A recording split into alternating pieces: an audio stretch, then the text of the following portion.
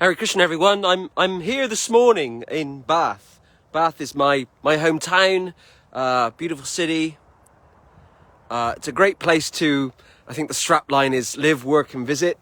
It's a very old, historic English city. I think the first king of all England was crowned here in 864.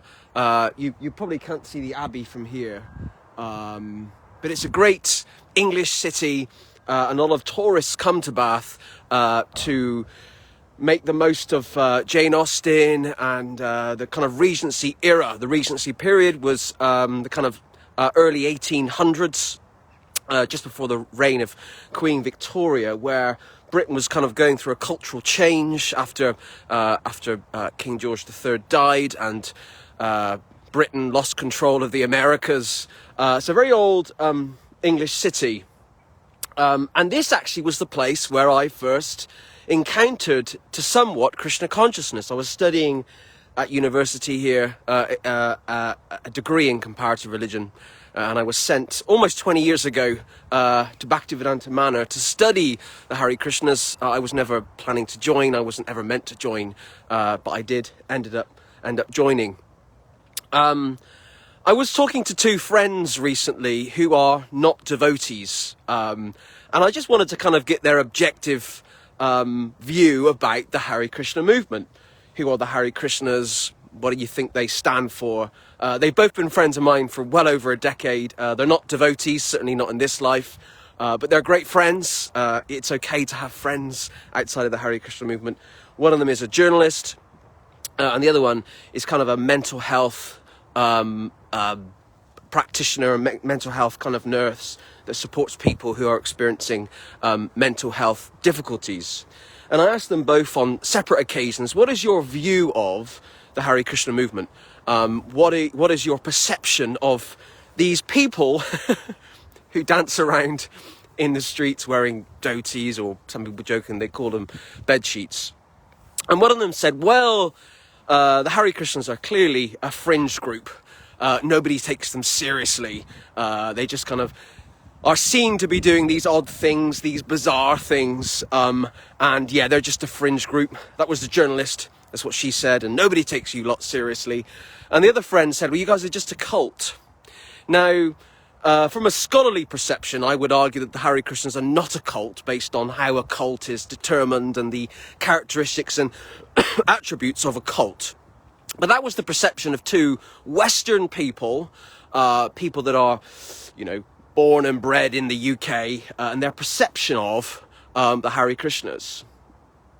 What attracted me to Krishna consciousness almost 20 years ago was and continues to be the teachings of the Bhagavad Gita. Those essential teachings that we are not the body. The body is not who we really are. We're actually really eternal spiritual beings.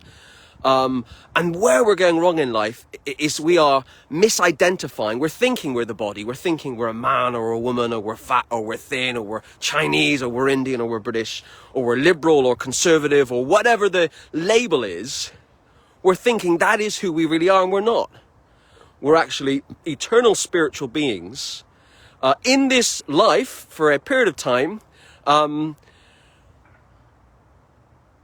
And we are experiencing what's happening around us for a temporary period of time. It's really important for us as practitioners of Krishna consciousness in the West to try and share the Krishna conscious philosophy in a way with Westerners so they can understand it in a way that is presentable for them, with them, to them. Look at that light over the church. It's actually over the church. It's Friday. So what our challenge is as Western practitioners of Bhakti Yoga, Gaudiya Vaishnavism, is to try and present this philosophy in a way to ordinary people in a city like this, a very English city like this, in a way that they'll understand. The mass population of this country, and probably every other Western country, will not join the Hare Krishna movement, will not take up Krishna consciousness if they think they have to wear funny clothes, if they think that they have to do things that are seen as a bit weird or odd. I mean, we all do things that are weird and odd. I'm weird and odd in so many ways. But ultimately, how does the philosophy of Bhakti, of the Bhagavad Gita, of Srila Prabhupada and the other acharyas, of the Srimad Bhagavatam, how is that relevant to everyday people in a very English city like Bath? That is the challenge for us all. That is the task for us all in this lifetime, based on the skills that we have, that we're given by God, by Krishna. What can we do in our own limited capacity to share Krishna consciousness with other people?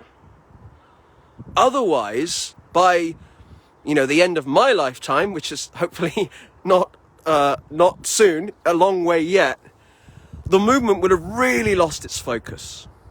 We need to refocus on what we're doing in this time, in this place, and in this circumstance to ensure that Krishna consciousness remains applicable and relevant to modern Western people.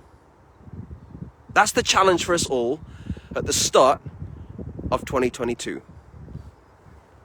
Hare Krishna.